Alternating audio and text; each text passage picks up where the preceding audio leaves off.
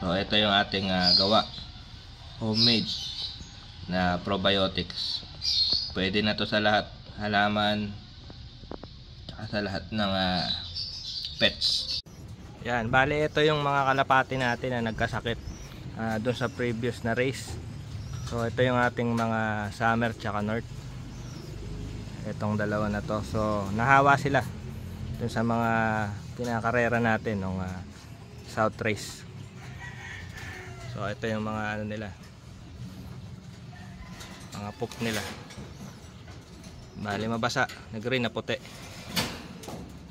So bali may ginawa tayo ngayong probiotic. Gumawa tayo ng sarili nating timpla ng probiotics. And itatry natin dito ngayon sa ating mga kalapate na may sakit. So try natin kung gagaling sila. Bali ito na yung ginawa natin na probiotic. So tatry natin to ngayon doon sa ating may sakit na kalapate. Bali tapos na yung process nito. So first time natin gagamitin sa ating kalapate. So bigyan na natin.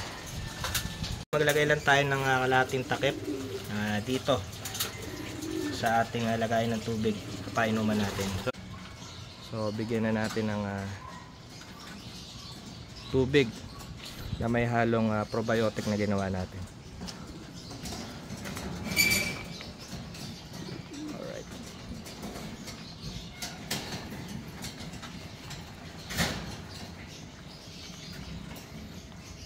Ayun na, uminom na sila. Okay, nakarami na. So observe natin to. I-update ko na lang kayo kung gagaling sila, kung gaganda yung kanilang tae. Ito yung ating day 1 na pinainom na natin sila ng ating gawang probiotic. Alright. Yan, magandang tanghali. So i-check natin uli yung ating ibon na pinakita nung isang araw, yung pinapainom natin ng gawa nating probiotics. So wala tayong ibang pinapainom doon kundi yung ginawa nating probiotics. So check natin ulit. Yan, bali ito na yung dalawang kalapati natin, yung warriors natin na nagkasakit. So nagtai sila gawa nung nahawa sila yung sa nilalaban nating mga warriors sa south. Bali pang summer tong dalawa na to. Ayan, naka super set to ng summer race. So nagkasakit sila, nahawa. Check natin yung droppings nila ngayon kung nag-improve ba. Kasi nung unang pinakita ko talagang basa, tas green. Watery yung kanilang droppings. Check natin.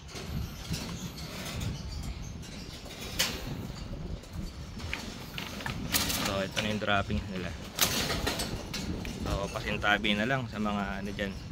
Pakita lang natin yung result. So kung mapapansin nyo, nagkaroon na ng buo-buong droppings. Ayan, may yung mga last droppings nila talagang buo na.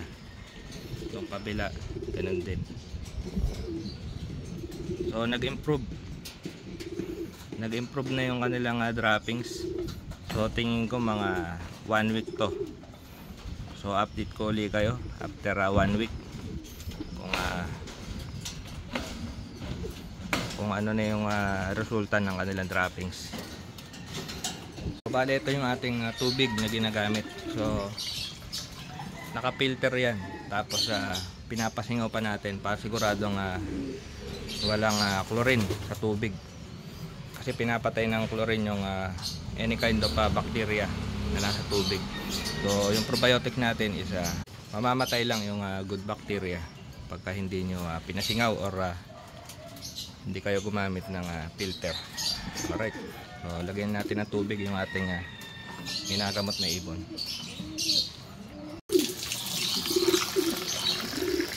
Ito yung ginawa nating probiotics. So dito ko nilagay. So extracted na to and na-ferment na. Activate na rin yung good bacteria, nag-culture na siya. So ready to use na to. Bale ito yung tinatry natin sa ating mga kalapate, sa mga warriors natin. Ito try natin to ngayong race, summer race.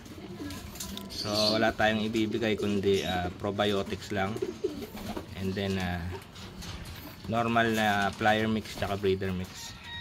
sa ating ilalaban ngayong summer 2024. So lagay na natin to para maibigay na natin doon sa ginagamot nating kalapate. So bali 1 cup lang nung takip ng lagayan.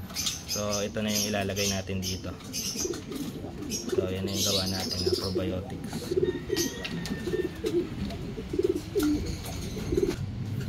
Yan, haluin nyo lang.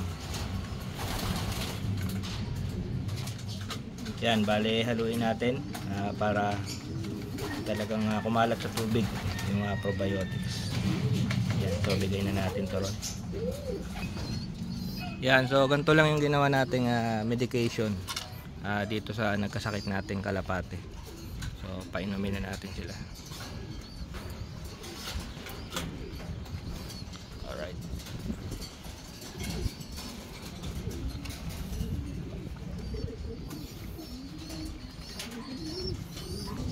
Lang. Maya maya alisin ko na yan yung water nila at saka yung kainan nila. So once a day lang yan. So update ko ulit kayo after 7 days. Check ulit natin yung droppings nila kung wala ng wet droppings. Alright, day 5, check ulit natin yung ating ginagamot na kalapate gamit yung ating probiotics. So tara. So, ito na yung dalawang warriors natin na nagkasakit. So check natin yung droppings nila. Bali day 5 na tayo. So buo na. So talagang ano na yung droppings nila, okay na. Ayan o. Buo na yung kanilang droppings. So pasintabi lang sa mga kumakain dyan. Pinakita lang natin yung droppings ng ating ginagamot na dalawang warriors natin na pang summer. So tingin ko okay na to. Mamaya ililipat ko na to sa pliers. Pwede na tong isama. Alright. Mamaya papakita ko sa inyo yung mga sample na ginawa nating probiotics. So homemade lang yun. So trial lang muna tayo. Meron tayong mga hinalo ron na try na rin natin.